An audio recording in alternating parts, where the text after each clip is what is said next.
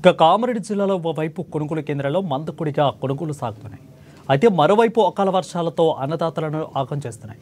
చేతికొచ్చిన పంట కళ్ళ ముందే నష్టపోతుంటే అన్నదాతలు విలవిల్లాడుతున్నారు. నేల రాలిన ధాన్యాన్ని చూసి రైతు కన్నీళ్లు పట్టుకుంటున్నారు. ఇక నిన్న మొన్నటి వరకు భూగర్భ జలాలు వట్టిపోయి పంట చేతికి వస్తుందో లేదోనన్న భయం అన్నదాతలను వెంటాడింది.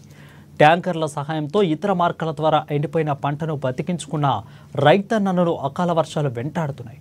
ఆదివారం కామారెడ్డి జిల్లా కేంద్రంలోని వర్షం అధికంగా కురిసింది.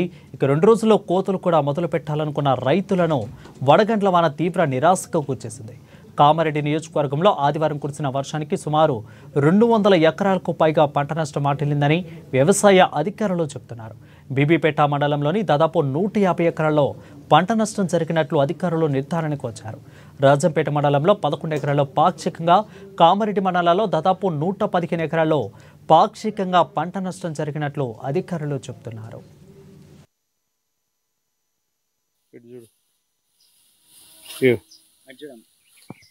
అట్లా చూడు.